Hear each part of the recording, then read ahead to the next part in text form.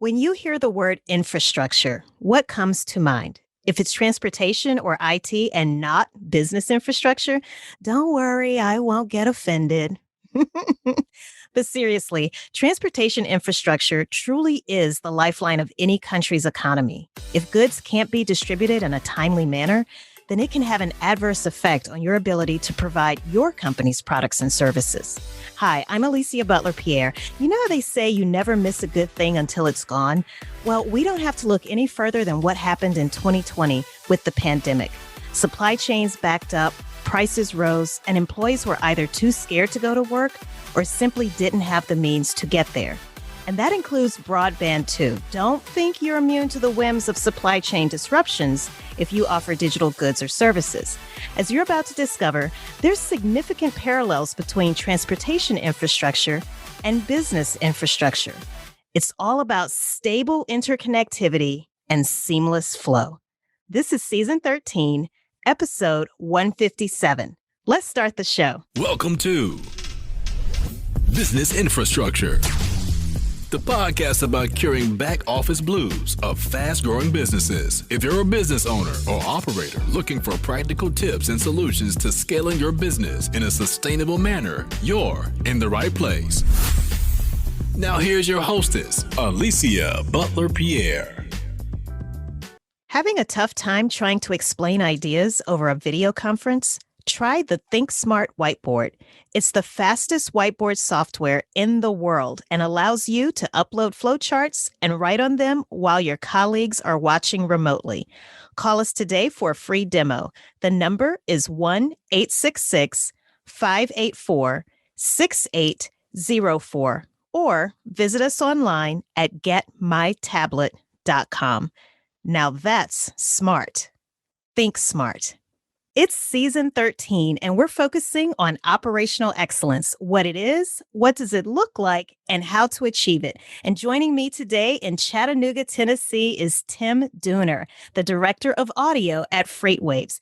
He's an award-winning new media content producer who, in less than a year, built FreightCasts, the world's largest logistics and supply chain podcast network.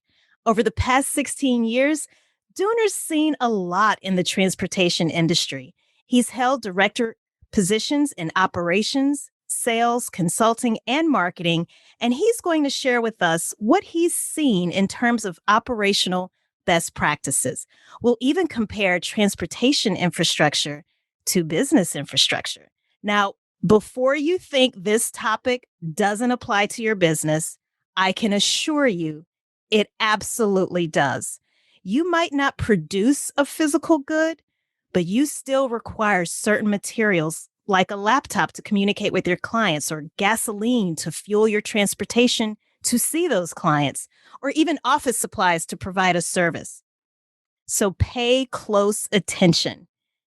Dooner, I'm so excited to have this conversation with you. You have no idea. It took 150 episodes to finally have someone representing supply chain and logistics on the show. So welcome. How are you? Yeah, no pressure. I hope I do a good job for your audience.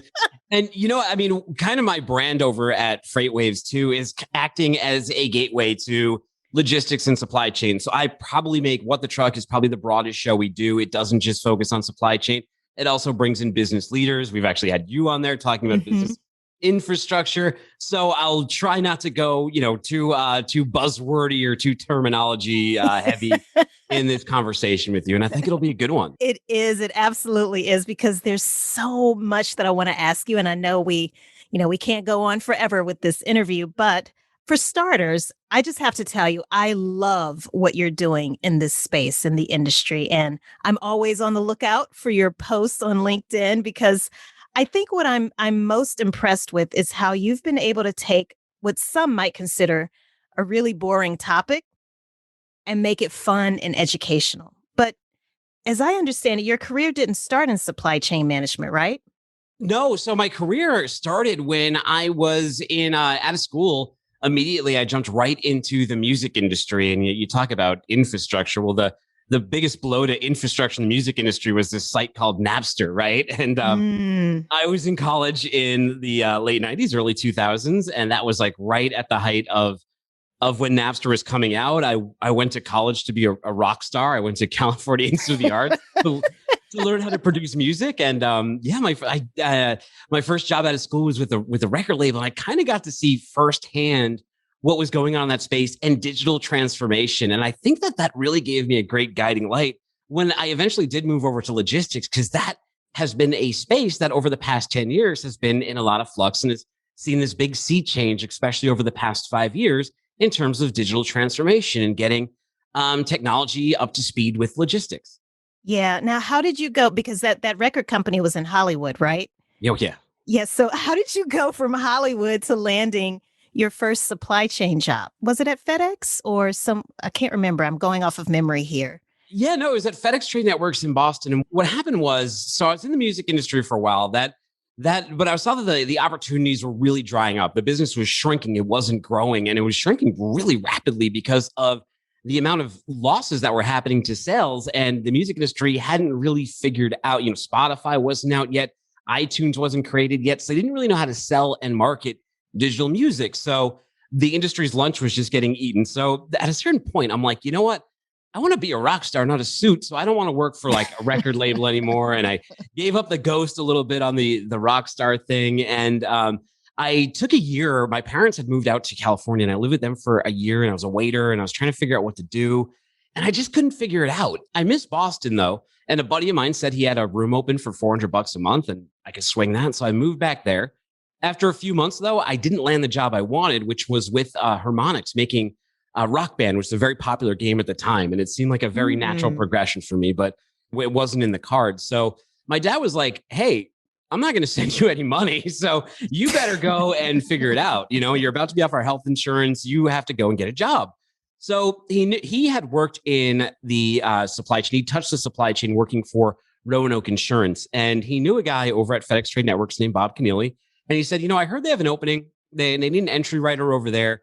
I know you don't know what that is or what a brokerage or anything, but it's a paycheck, it's health insurance, and fine, so be it. So I went for the job interview, and after 3 months of rejection, getting an offer seemed really good. I had no idea what I would be doing, and as is the nature of the beast in supply chain, FedEx had just landed this Reebok account, right? Reebok Adidas account, and they needed entry writers to run it, so they were bringing these completely inexperienced people, me being one of them, to run this account. So it was trial by fire. And that's how I first learned the business, was running the air freight for a gigantic account like Reebok at FedEx. And then, once I got in the industry, it's kind of like a roach motel. Then I got stuck. And you moved around. And as we mentioned earlier, over 16 years, it sounds like you had different positions across multiple areas, not just operations, but sales, consulting, marketing as well. Yeah, you know what? Because I'm a college dropout. I went to California Institute of the Arts. I left because I got that record label job. I was like, I don't need school anymore. So, I'm coming into a position now. I'm 25 years old and I don't really have a degree that aligns with the industry that I just joined. So I knew almost immediately, like I looked around that office. It's an older industry. It seemed like a lot of the other entry writers that weren't the newer people in their 20s like me, women taking on second jobs who were in like their late 40s, 50s. There's a few guys, but it seemed like, look, this is good that I have the job as a starting point, but in order to advance in this, I am going to have to do my education internally and externally. So I knew it was important that like, after I did air freight for about a year, I wanted to get switched to ocean freight so I could learn how that was done. Then an opening happened in a vertical called duty drawback, which is something I hadn't done. And it gave me experience with dealing with exports and all of those kind of things. So that was really cool. And FedEx did a great job of training. And the only real issue with that company is that they're headquartered in Memphis. I was in Boston and I got to a senior position and it was, moved to management or to wait. And I was sick of waiting, so when an opening happened at the clothing company Talbot's to help them with the CT-PAT revalidation, which is basically, CT-PAT is something that came out after 9/11. It's a security standard that you can set for your supply chain. There was an opportunity to work with a shipper, which is Talbot's. That's what we call it on our side of the world, is a shipper, companies who import things and make stuff.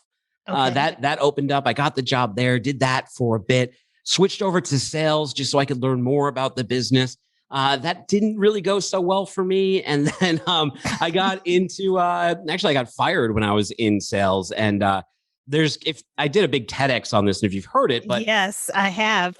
yeah, I went into rehab for alcoholism and dealt with depression and all these sort of issues I'd been putting off because life had been sort of comfortable enough, I guess, in logistics. I was finally forced to deal with it. And I really wanted to get into marketing. And I felt the best way to do it was through podcasting. Because again, I didn't have a marketing background or education, but I knew that podcasts and logistics at the time sucked. They were, as you mentioned, very dry field, right? I don't think it is, but it can be if it's presented in that way. And most people were. What they were doing is like ripping audio out of webinars and calling it a podcast. And it was all wrong. It wasn't like any of the podcasts I listened to. So that's how I got kind of on the direction of where I'm going now. And the cool part is that it's almost a look back at getting into music production, those things. So I combined a couple skill sets I had to put me on this path. Wow. Now, I do know from having watched your TEDx talk, and that's TEDx Chattanooga. So you mentioned how podcasting helped you find your voice and how you first introduced this idea of producing a podcast to a certain employer. They weren't on board, but then eventually you heard from this company called FreightWaves in Chattanooga, Tennessee. And you were like, hey, why not? Let me relocate from Boston to Chattanooga because they understood and saw your vision. So can you talk a little bit more about that as well, Dooner? Yeah. So when I was fired at the end of 2016, I knew how to do two things. And that was like deal with the depression and the alcoholism and get that in check, and also really start this podcast. So I had something to pour a lot of energy into. And almost immediately, it started doing really well. I would get a few thousand downloads per episode at the beginning. And if you're familiar with the download numbers on logistics podcasts, that's really good, especially for the time. And it got noticed. And it's not a huge community, the logistics community. So people took notice. One of those people was this guy named Steve Aborn. And, he started paying me to ghostwrite blogs for them and eventually paid me to join the company and build a podcast out for them. But that first year was so tough. I only made like $10,000. I almost lost my house. I almost went bankrupt. We had our second kid there. So it was real struggle, and God bless my wife for supporting me. But when I got that opportunity to start consulting logistics and work with Aborn, at a certain point, after about a year there, I interviewed Craig Fuller, who was the CEO and founder of FreightWaves. And I thought he might be an easy get. And one of the reasons I targeted him was because I was doing all these blogs and these ghostwriting for Aborn at the time. And I would always search, like Google search for freight stories to aggregate, right? And to put into our newsletters. And I just noticed throughout 2017, 2018, FreightWaves just getting higher, and higher in the search rankings. I love the look of their conferences and the attitude and everything that went along with it. So I reached out to Craig Fuller because I saw on LinkedIn that they were out promoting these things called Freight Futures. And they were doing a road show. And I'm like, great, he might welcome the opportunity to come on the show. And then I want to be on his radar because I think that the next progression for me would be to go join FreightWaves. So just started on LinkedIn. I DM'd him, said, hey, you want to come on the show? I interviewed him. About a week later, he DMs me back after the show comes out. And he goes, hey, I thought that was great what you did. If you ever want a job down in Chattanooga, come down this way. So I was like, I was over the moon because, my wife wasn't at first because like I mentioned, we had those young kids. She's a triplet. Her family all lived out that way. My family had all moved back to the Boston area. But I think she also understood, she knew that 2-3 years of struggle that I went through and the trajectory that podcasting was going on. And she was like, you know what? It's pretty obvious that this is a natural progression here, and this is going to be a great career move. And so far, it's really proved to be. It's been everything and more than I thought it would be when I initially decided to come down here to Chattanooga in 2019. What's also so incredible about your story is that, again, you've touched almost every aspect of a supply chain, right? And so I'm wondering, considering your breadth and your depth of experience, Dooner, in supply chain and logistics, what, in your opinion, does operational excellence mean from a freight perspective? Gosh, that's a tough one, just because of how unique supply chains and everything are. But the best run companies that I have really encountered tend to have incredible leadership, right? They have a really strong CEO or a really strong founder. And a lot of times that CEO or founder is multi-generational. They understand freight because they grew up in freight. Like I look at Craig Fuller, whose dad is Max Fuller from a giant carrier called US Express here in the United States. And it's in his blood. I grew up around this industry. This is an industry where so many people are multi-generational that I think that they put up with a lot of like the nuances that go on in supply chain, but great operational excellence. The organizations that I have seen that in, to me, like FedEx is a great example. When I was working with FedEx Trade Networks, I know I said it was a little silly of them to put an inexperienced person on air freight, but they give great training and I did a great job under their tutelage. And from top to bottom, the way they intake employees, train employees, deal with customers, protect their brand, protect the Purple Promise, that I can't say a bad thing about FedEx other than they weren't willing to pay a guy named Dooner enough in 2011. So I had to move on, but they're an awesome company. And my thing, and this can happen to a lot of people. So if you're out there and you're at a job, and I know they always say this, but like, be careful of the grass always being greener. And right now, there's a lot of great opportunity to go chase some money and chase new opportunities. The labor market is a mess, right? Yeah. We talk about capacity in freight all the time. When you talk now about the capacity of human capital, you have Elon Musk on Twitter. Elon Musk himself is out there recruiting. So is nearly every CEO that's come on What the Truck in the past 2 months, including Craig Fuller himself at FreightWaves, because everybody needs to bring in talent, and we're all trying to get back from that pandemic world. So it's a great place. But the places that I've seen that foster the best sort of consistency and operational excellence are those FedExes of the world. And I think they do it from the very beginning by giving their people great training. I went to other brokerages and I was just shocked at how little training went into it, how toxic some of those environments were. And there were so many times that after I left FedEx that I regretted it so much. Oh, wow. Wow. I want to compare transportation infrastructure to business infrastructure. So in my eyes, and please correct me if I don't get this right, Dooner, please chime in. So Okay. Transportation infrastructure basically connects different modes of transportation via air, sea, and land to ensure the optimal flow of people and goods. What do you think about that? I think so, but I think it goes bigger than that. Honestly, I think it starts with the founder. I mean, it starts with the company because there's no need for a supply chain until a product is created, right? And that starts within the companies. And that goes over to a factory overseas. And then that gets on a truck or a train. And then that goes on a boat. And then that gets to a port. And then that's straight to a DC. And then that's put on another truck. And then eventually it ends up at Walmart. And then if it's a shirt, it ends up on your back if you choose to buy it. So to me, what transportation infrastructure really is the lifeblood of the economy. It's a circulatory system of every single business that produces any good that's sold. But something you said in the intro is that it also touches businesses that are in the digital space who don't sell things, because things like inflation, cost inflation, employee inflation, that does a lot to the movement of the other capital out there, the human capital, right? As we're seeing right now in this job market, because inflation's going up. People are seeing the cost of living is going up. They're also seeing opportunity costs coming up with other jobs willing to pay them more money. So they're going to seize that. So you could be like some SaaS company that's just hiring programmers, but you're a programmer that was getting $150,000 maybe in 2019 or 2020. All of them are coming back now asking for $200,000, $250,000. And that goes all the way down to like McDonald's workers who, initially were like, were paid minimum wage to $10. Now they're like, look, we want $15 to $20 and a free iPhone. So you're seeing this dramatic shift. And we still haven't figured it out. And that's one of those wild things. I'm actually curious on your perspective on that too. When you're looking at this sort of hiring market right now, what do you think about that? I'm so glad you mentioned, the labor shortages, because I've been trying to wrap my head around this. So I think it seems as though this root cause happened last year in 2020 as a result of the lockdown.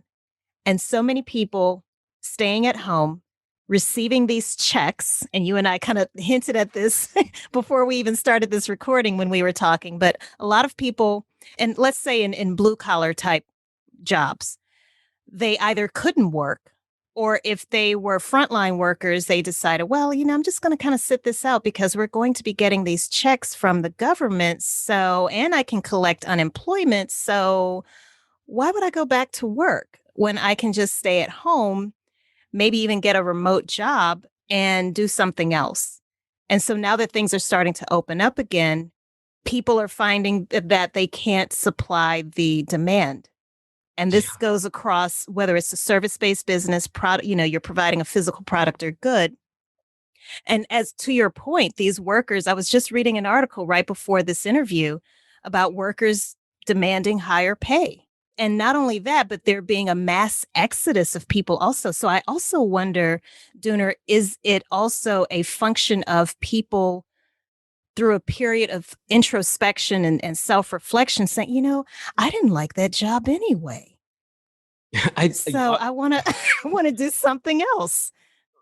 Well, I think, yeah. I mean, especially look, there's a lot of like in this industry, there's a lot of brokerages that are high pressure. Like if we're just looking at supply chain very narrowly, there's a lot of brokerages that are very high pressure. They tend to have entry salaries that are anywhere from like 35,000 to 55,000.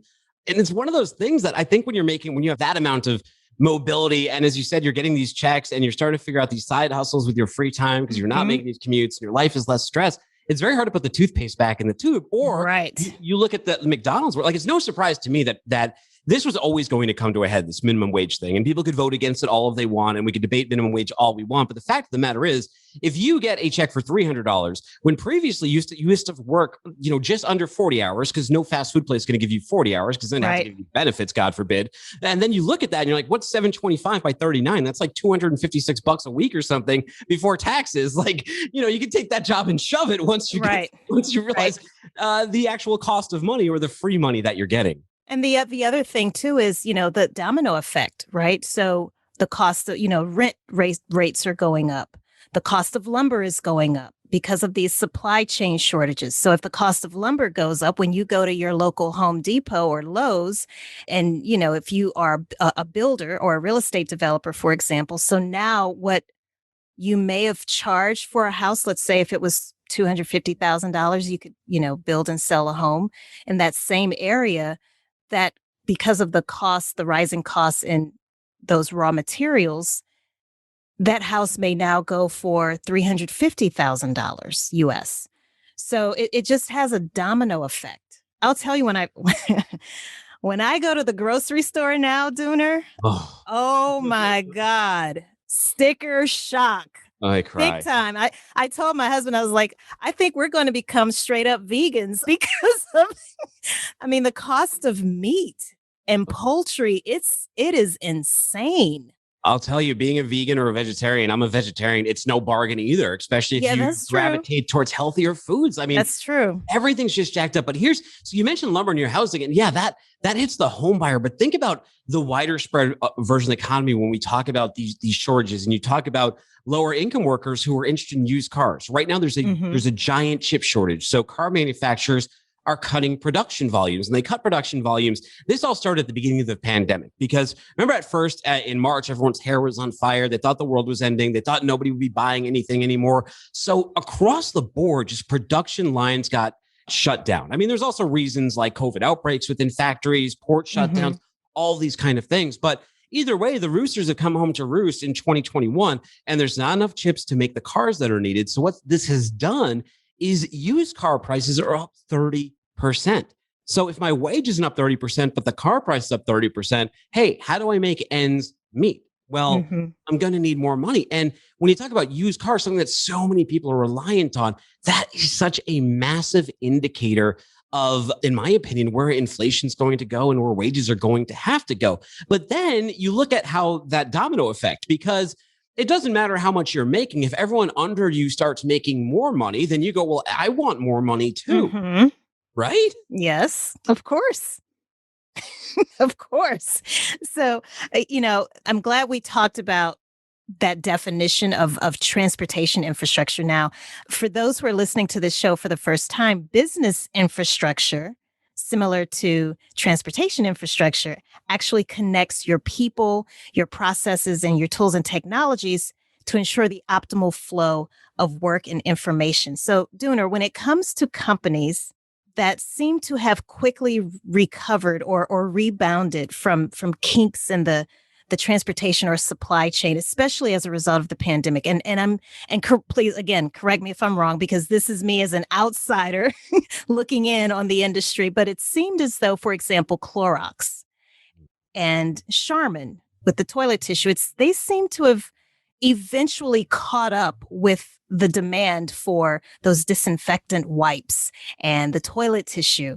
Are those good examples of companies that seem to eventually be able to recover or rebound from the mess that was 2020?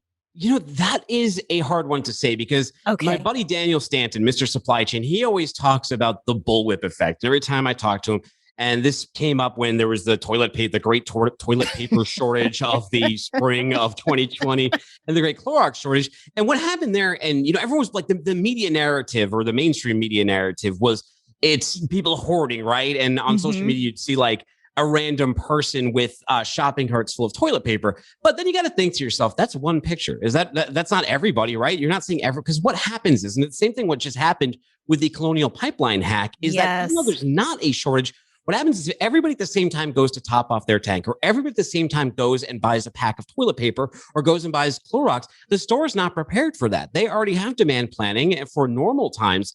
And most supply chains work in a just-in-time environment, meaning they look at algorithms, right? They look at trend lines and they do their best to make sure that the right amount of inventory is there. And the reason for that is warehouse space is expensive, right? It's in short supply, it's expensive.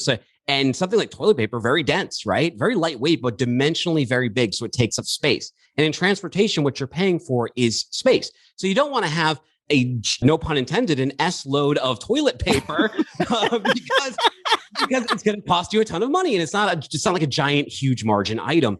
And I think Clorox and the other one's got a handle on it. But I think one of the more interesting case studies to look at is what Home Depot is doing now. Home Depot.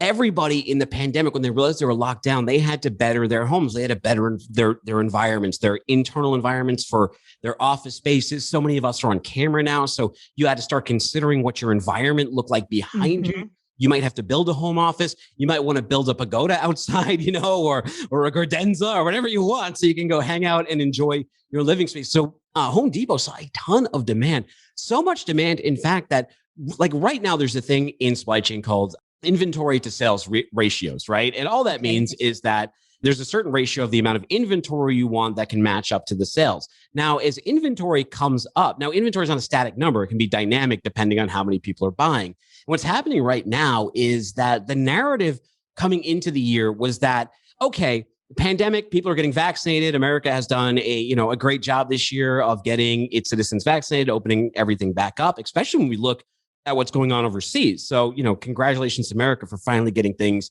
in order. But what isn't in order is all of the human supply chain, the business infrastructure, and the supply chain infrastructure. All those ends aren't meeting. So, people who are going to go on a bunch of vacations, it's not as easy as you think. Airbnb prices are insane. Cleaning costs are insane. American Airlines just canceled 120 flights on Saturday. And they said that throughout July, they're canceling at least 80 flights a day because there's not enough labor. There's not enough pilots. There's not enough ground controllers, enough air controllers. There's not enough people working in the warehouse, because I don't know if your listeners know this, but on aircraft that passengers are on, in the belly of that, there's cargo that's put on each one of those planes. So all of these things, even the flight you're on, is interrelated into the supply chain and the cost of goods that you pay, including that bottle of water at the airport, or that, organic bagel that you might be buying. And I'm so glad you said that, because it's all interconnected. And that's why I mentioned at the beginning of this episode or this interview, don't think this doesn't apply to you. Don't think this doesn't impact the way you do business, because it absolutely does. So pay attention. And with that being said, I want to share a story with you, Dooner, and get your take on this. So a couple of months ago, I had an opportunity to be on a TV show. So it was going to be an in-person type thing. No, thank God, no more Zoom sessions, but this was actually going to be in person. And I realized I call it my COVID baby fat, because I I know the feeling. So I was like, okay, I can't fit anything. So let me go to the mall, shop, which I hate doing. I absolutely hate shopping for clothing. But I went to the mall. And I started noticing, as I went from one department store to the next, they were largely empty. And it was almost like walking into a ghost town. It was quite a sight to behold, I have to be honest with you. And so it wasn't until I walked into a Bloomingdale's, just looking around, and I struck up a conversation with a lady that worked there. And I said, I don't mean to offend you, but are you all in trouble, like financially? Are many of these stores about to close down? Is the mall itself about to close? What's going on? Because I'm looking around and there are no clothes hanging on the racks. I don't see things on the displays being set up. What's going on? And she said, this goes back to the Suez Canal situation. She was like, we're waiting on shipments. There's nothing we can do. And now that that they figured out, the situation that went on with the Suez Canal, now that these boats can start passing through again, now they're all coming to dock. And, obviously they can't all dock at the same time. So we're just basically lying in wait. We just have to play the waiting game. And as soon as we can get our inventory off of these ships that come into the ports here in the US, then we can start restocking and resupplying the store. So I just thought that was so interesting. Again, here it is. I don't sell or produce a physical good, but I am a consumer. And it impacted me, even though that's really minor and trivial, but it's just an example of this is how it can affect you. Well, no, I'm glad you brought up the Suez Canal too, because I love when stories like this get mainstream attention and a spotlight put on supply chain, because it creates a great educational opportunity for people like me. Now, what's really going on is like the Suez, a lot of that freight is going to Europe. That's not really the problem. But what is the problem is what's been happening at the ports in the West Coast. Like in LA, the entire year, only just recently have we been down to 10 ships at anchor a day. There was 20 to 30 ships at anchor. So what that means is in good times, you'd order something from a factory in Shanghai, right? Was Sears or whoever is the clothing manufacturer. Or I don't know why I use Sears. What kind of boomer brand is that I just picked? I don't know. Well, whatever you're talking about. I don't know. Lord and Taylor, all right? So you're buying some clothes. But usually they would order them, right? You order them from overseas. It takes about 26 days to get to a port. It takes a few days to clear customs. And, but the turnaround time is like less than 60 days before it can end up on a store shelf. And especially with clothing, if you think about fashion, it's like perishables. Like you may as well be sending vegetables. It has a very short shelf life. So all these goods and containers sitting on a port, the longer it takes them to get offloaded, the longer it takes for the stores to receive these things. And then they got to go on a train. There's this thing called the garment train. And the dwell times just means the wait times for a container once it even gets on the train is 11 days. Then once it gets to the train yard, there's congestion there. So it takes even more days for a truck to get it. And then there's congestion at the dock when they get to the distribution center. And then there's warehouse labor shortage within the distribution center. And there's capacity issues, meaning that there's not enough trucks or truck drivers right now to pull this stuff to the store. So not only is it incredibly expensive, but a lot of that inventory is just locked up and held out. So entire spring fashion lines are awash right now, as were winter ones, because this has been persisting for a while now. And I think for your listeners, sort of, because they're familiar with business infrastructure, the best way to sort of parallel that with supply chain infrastructure is in business infrastructure, you're talking about the chain of communication within a business. Well, very fundamentally, that chain of communication, it's still communication, but it's just transportation communication. But it's a ton of different intermediaries, from the design team within a company all the way to the factory, to the customs brokers, to the airlines, to the trucking companies, to the retail locations themselves. All of these things have to come together to work in function and process. And that process is fundamentally broken right now because of the market conditions. And, they talk about how like Congress is going to meet and they're going to fix port congestion. But I mean, how? You need more labor at the port. You need to expand the port to then have more boats pull up to dock because they're sitting up at anchor anyway. There's all of these challenges that I wish I was a little bit smarter to solve that are going on in supply chain. But, it's wild to see the impact that it's having throughout. And if it wasn't having such an impact, it wouldn't be such like mainstream and common knowledge. And, when things like Suez happen, the Suez Canal happens, it does make it that. So as bad of a situation as that is, and by the way, that boat is still stuck there. They only just now agreed to release that boat. So all that stuff that's on there was still stuck. And that happened in March. Happened in March.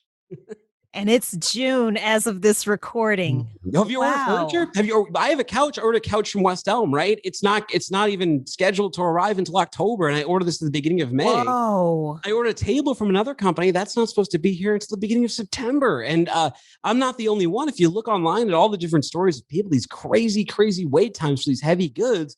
And one of the reasons is a couch is big. It takes up a lot of space on a boat, Yeah. So you got to sacrifice other freight to get that on there. And right now, it's been at such a standstill, and it's just long waits. And it's happening at a time where we are in an Amazonified world where, like, just before the pandemic, we're like, yeah, drones are going to deliver that to you in 15 minutes, right? And now it's like, now you're going to wait 9 months. It's like as long as it takes to birth a child to receive a couch now. Now, speaking of, of Amazon and just this expectation that I think Amazon has set this precedent now where we expect as customers, we expect to get our goods relatively quickly and we don't want to wait. And this is to the detriment of several companies because it's starting to sever some of those relationships that they've had with their clients. Just as a really quick, very small example, I went to Starbucks a couple of weeks ago. My husband and I were kind of running around like chickens with our heads cut off one morning. We were scrambling and I was like, okay, I'll just go to Starbucks, pick up some stuff, and then I'll come right back home. And that's what we'll have for breakfast. So he asked for oatmeal. And when I got there was a sign at the drive-thru that said, listen, there are several items on our menu that are just currently out of stock. We don't know when it will come back in. And it just so happened oatmeal was one of those things. But if as a loyal customer to Starbucks, I'm only going to put up with that for so long, right? Before I eventually go and find, oh, McDonald's has oatmeal and they always seem to have oatmeal. Okay, I'm just going to start going to McDonald's. But I wanted to ask you this question, Dooner, because of an article that I read on FreightWaves website, and that had to do with insurance. So is it possible, especially for those who are listening, who may actually provide certain products or tangible goods, is there some type of rider or portion of your insurance policy that you can have in place to protect yourself against? I forgot what the exact term was. Darn it, I wish I would have written that down. But there was a very specific term that I remembered reading in that article. And I was like, oh, that's interesting. I didn't realize that was a thing that you could, I guess, include in an insurance policy for your business. Yeah, I'm sure you get someone to underwrite that, but the problem is how many businesses were underwriting that because they haven't been faced with this sort of black swan condition before. And I've sold freight, and just getting people to get like marine cargo insurance to protect their freight. So many shippers would turn that down, and it's like 25 cents on $100 of invoice value. So it's incredibly cheap, but you'd have, the thing with supply chain is for the longest time, and this is starting to change a little bit. For the longest time, it was considered, even though in my opinion, it's the lifeblood of every single company that sells anything, right? It's the circulatory system, it's the movement of goods, their inventory, their inventory is their money. Right. But for so long, it was thought of like it was this job that was looked down upon. It was the guy in the basement. You put your cousin in charge of it. It was an executive level. It's the executive who's getting hazed. Right. It's like their first year, their initiation is, OK, survive in the supply chain here. And then we'll move you up the board and you'll get higher up in the company. And that's how it was treated. So there weren't like these great practices or principles in giant companies, in giant Fortune 500 companies. That's changing as things like chief supply chain officers are coming into the fold, as tech is coming into the fold. And I think a lot of, tech entrepreneurs speak maybe the business language a little bit better than the freight guys. And maybe they present themselves a little bit better in these environments. So it's taken a little bit more seriously. But for so long, the supply chain was an area of neglect, despite its absolute prominence and need. And I think, like you said, we got caught off guard. So many of us, you that little like Karen inside of you that wants to yell, like, I demand to speak to the manager. Where's the right? We're so used to just like you go to the store and what you want is there. Like, what do you mean it's not here? It's always here. That's right. That's right. We've had a system shock and we've had to adjust to it. And, hopefully people like remain sane and don't go too crazy. I mean, I think we'll be okay. And consumers have like just voracious appetite right now. People are just buying stuff. People are just buying junk nonstop. Prime Day just happened. That's supposed to grow another 20% this year. And, there's no end to the amount of junk the American consumer has their eye on. Now, you mentioned Home Depot earlier as a really great example of a company that has weathered that storm. Are they experiencing a labor shortage that you are aware of? what's really interesting about what Home Depot is doing is they are understanding the power and importance of supply chain. And Home Depot has always been one of the best companies in terms of a shipper, or what's also known as a beneficial cargo owner, a BCO. That's what you'd call a giant place like Home Depot. They've always had a very well-run supply chain. So they're one of the, it's no surprise to me that they're one of the first shippers to take the drastic step of chartering their own boat. Now, granted, they're going to have to deal with all the port congestion, all the difficulties like everyone else. But the problem is it's not just the port congestion, it's the capacity on the vessels. All of those slots that all this freight that's been promised to all these shippers, they're starting to realize that capacity does not exist. So Home Depot's like, we got to charter our own boat. So at least we have those freight slots. So even though we got to wait at the port, at least we can actually load a boat with our stuff and then move it out. And it'll be interesting to see how successful Home Depot is with this and what that might actually do moving forward with how shipping is done in the United States. Because right now, in terms of ships, they're like in the United States, there really are no major steamship lines. The major steamship lines are owned by overseas foreign entities. We used to have shipbuilding in the United States. That went by the wayside. It's been 20, 30, 40 years since we've really been a player in that space. And the major prominent lines that we had, we sold to both Europe and I believe South Korea. We sold the other one too.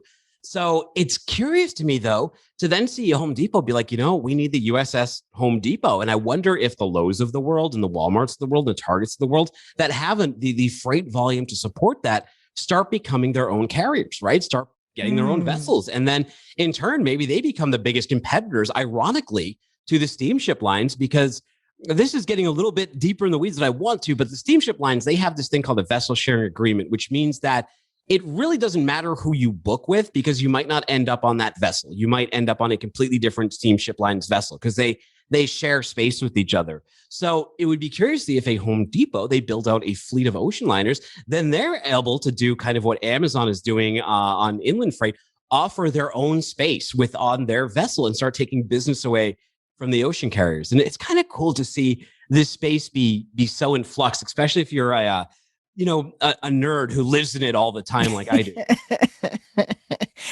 I want to make sure I ask you this question before we start to wrap up, Dooner. And that is, I know there's currently an infrastructure bill before Congress here in the U.S. As we speak. There are so many bridges. We've been talking about shipping freight, but if we could talk a little bit about land freight, if that's the right term to use.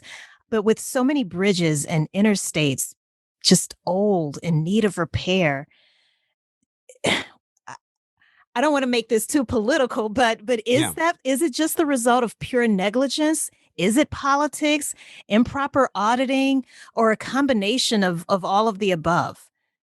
Voter apathy is one, obviously. Like, we got to blame ourselves a little bit, right? Because, well, maybe recently that has changed, but you like to think ideally politicians like to do the will of the voter, but I don't know. You see some of these measures where, on both sides, they're not listening to voters at all. They're just doing whatever they want. And in the past year, I've never facepalmed as much as I have in the past year, regardless of who's in charge. It's just like there's some mind-boggling stuff. Infrastructure is one of those ones that when you look into the bills that have been put before the Hill, right, in terms of the needs, like the American Infrastructure Society, the Builder Society, they all look at this and they go, look, we need X amount of money. We need these trillions of dollars to really rebuild America, and it's needed. And you can just drive around, you can look at all of these needs and the thousands of dollars of damage. Like, I think in Connecticut alone, the roads there are responsible for $800 worth of damage to every single car on the roads there. They also have some of like the highest gas taxes in the country. So it's not even collecting the money. It's the use and the appropriation of the money.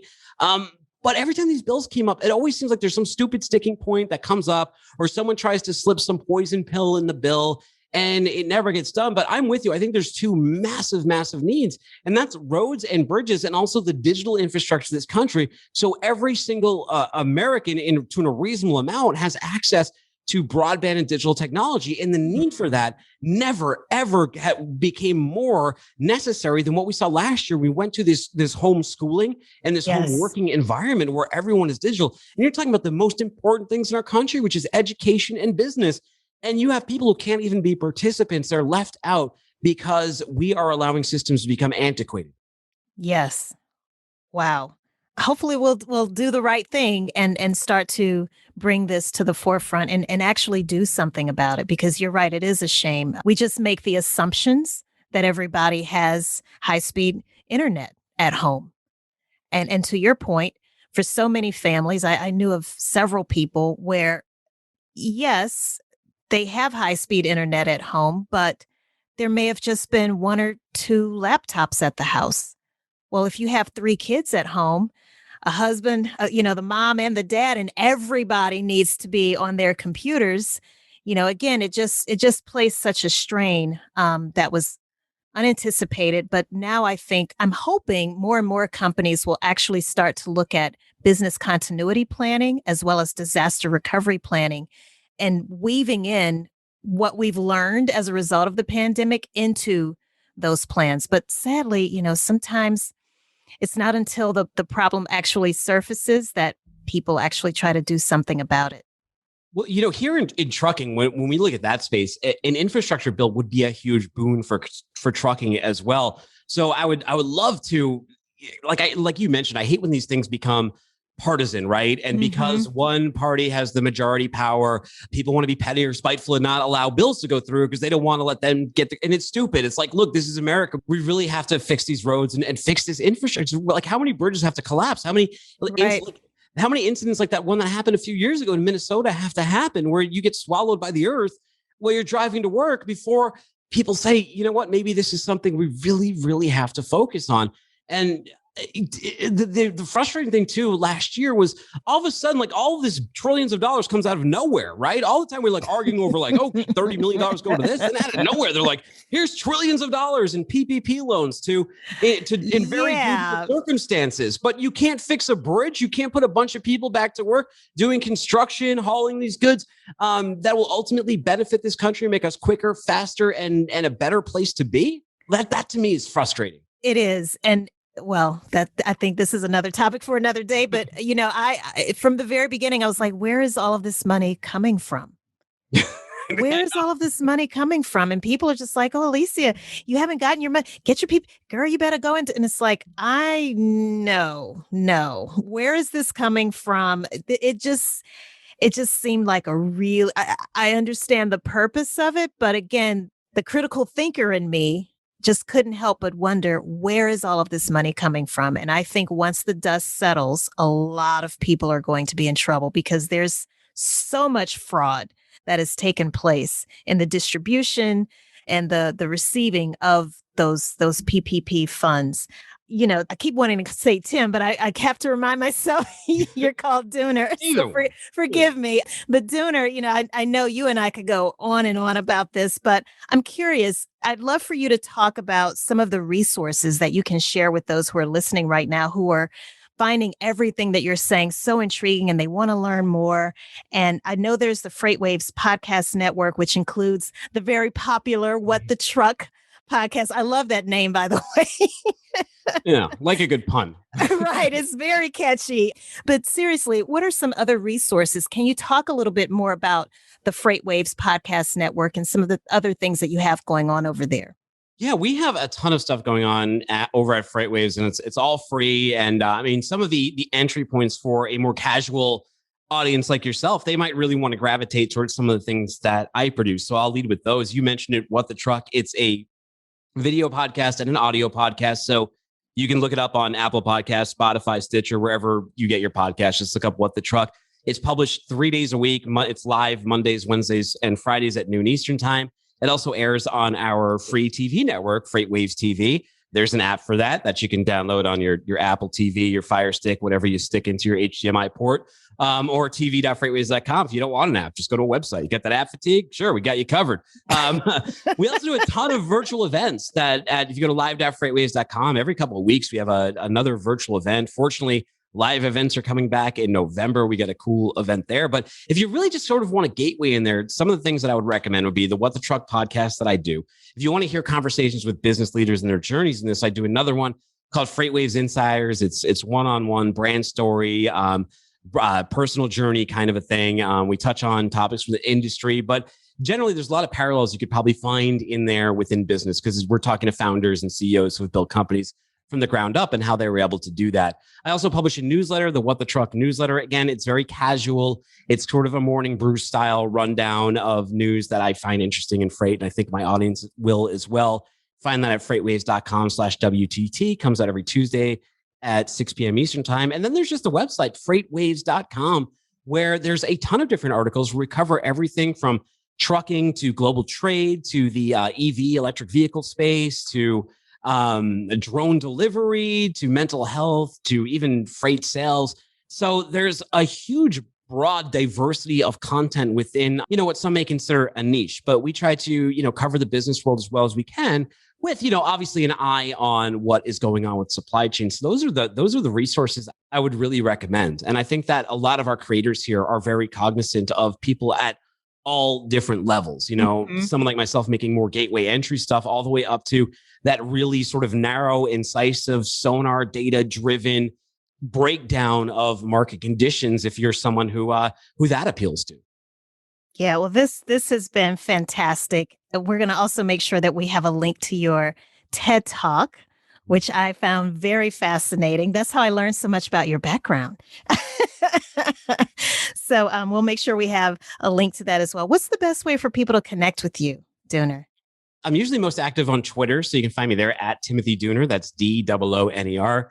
If you're interested in talking to me, you want to learn more about freight, you think you might be a good guest, we also talk to business leaders. We don't just talk to freight people. Like I said, I think in business, there's lessons that very much apply to the audience on my side. And if you want to be exposed to the largest audience, largest curated freight audience, business audience in this space, reach out to me, tdooner at freightwaves.com. Again, TDOONER at freightwaves.com, or find me on LinkedIn too, Timothy Dooner. I'm always willing to connect, talk, chat, and share stories, talk war stories. It's a good time. I kind of like you. I kind of live this stuff. I mean, I really don't unplug that off, and it's not like I'm checking my phone all the time, my family or anything like that. But like, I'm always thinking about how something applies to what I do or business, or how I can make that, where I can take in that input and the output in a way that I think an audience would like and they would understand. And that's what I love, especially about What the Truck podcast, because I remember seeing a post about the Gorilla Glue incident. So I just love how you're able to take trending topics and find a way to relate that to supply chain. I think it's absolutely brilliant what you're doing. And wait, that was the girl with that Gorilla Glue. Yes. Man, I hope she's doing okay. Well, that's again another topic for another day. I don't believe that she did that, but anyway. I like that. There's a conspiracy theory now. Oh yeah. Oh, okay. I'll tell you. I'll send you some stuff about that. But anyway, yeah, I think that was a hoax. And sadly, it impacted Gorilla Glue. So for those who don't know about that, I might even put a link to that article because I know. I'll make sure to link to your article on FreightWaves about it, because I remember reading something there a couple of months ago. But I just want to quickly recap some of the things that you shared with us. I know we have to start wrapping up here, but I thought it was really interesting, Dooner, how you mentioned that operational excellence from a freight perspective, it has a lot to do with leadership. And the fact that you said that leadership tends to be multi-generational, that's very interesting to me. And you cited FedEx as a great example, and that at the end of the day, the reason FedEx is such a great company and the reason they're so good at what they do is because of excellent training, which goes back to investing in that human capital that you've been talking about throughout this interview.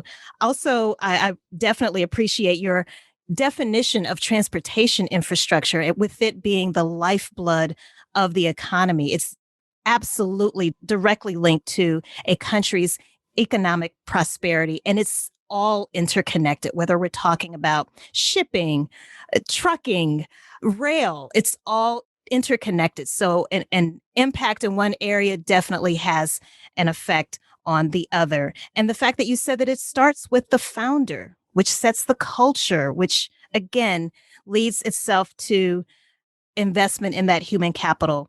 I also appreciated the fact that you cited Home Depot as a really good example of operational excellence, and they seem to have these really good best practices when it comes to operations and being able to sustain the blows of economics from year to year. I thought it was interesting that you mentioned that they're actually chartering their own boat, and the fact that they really understand the power of the supply chain. And so if you're listening and you're not still really familiar with what a supply chain is, just really simply, it starts with a supplier, goes to the manufacturer, onto a distributor, then to a retailer, which ends up online or in a store. And as a customer, we actually purchase these different goods. And in terms of examples that are of industries that are really struggling right now, thank you for telling us about used cars, the airline industry, American Airlines in particular, and the fact that they're canceling so many flights due to labor shortages. And we also talked about the fashion industry. This has been absolutely phenomenal, Dooner. I can't thank you enough. Every business depends on materials to provide goods and services. If you want the latest news and trends on factors that impact the delivery of those materials to you and your business, make sure you follow Dooner. Subscribe to the What the Truck podcast and check out freightwaves.com. Again, you can find him on Twitter at Timothy Dooner. That's Dooner, Dooner. Thank you so much for taking time to come onto the show. I know you're very, very busy with all of the podcasting that you have going on, so I really do appreciate it. Can I leave your listeners with one thing to consider? Please, absolutely. Sustainability, right? Sustainability, huge, especially with the young generation caring about that. So you mentioned the supply chain and where it ends, but it doesn't act, especially when we talk about sustainability, it does not end with you buying it from the store. We're talking about recycling and we're talking about repurposing and we're talking about reusing. That's also the supply chain. That's the reverse logistics. And when you talk about sustainability, the number one opportunity for increasing, for bettering the environment, increasing sustainability is right at the biggest source of pollution. And that's in the supply chain, on the oceans, on the land, at the factories, and the use of goods. So if you care deeply about supply chain, start caring deeply. If you care deeply about sustainability, start caring deeply about supply chain. Again, they're interconnected. It's all linked. Beautiful point to bring up. Thank you so much. Now, for our listeners, don't forget to check out businessinfrastructure.tv. That's where you'll be able to access quick links to all of these resources that Dooner has shared with us. There's no need to type out that web address. Just click the link in the description of this episode, wherever you're listening to this podcast, and it'll take you directly to this list of resources that we've been talking about. You'll also find more information about the HubSpot Podcast Network, as well as our sponsors. Please support them. When you do, it helps us keep this show free for you. Again, click that link in this episode's description. Thank you so much for tuning in and for being a loyal subscriber. Remember, stay focused, be encouraged, keep operating as good on the inside as you look on the outside. This entrepreneurial journey is a marathon and not a sprint. Until the next time. Thank you for listening to Business Infrastructure, the podcast about curing back office blues with Alicia Butler-Pierre. If you like what you've heard, do us a favor and subscribe, leave a rating and review, and more importantly, share with your colleagues and team members who could benefit from the information. Join us next week for another episode of Business Infrastructure with Alicia Butler-Pierre.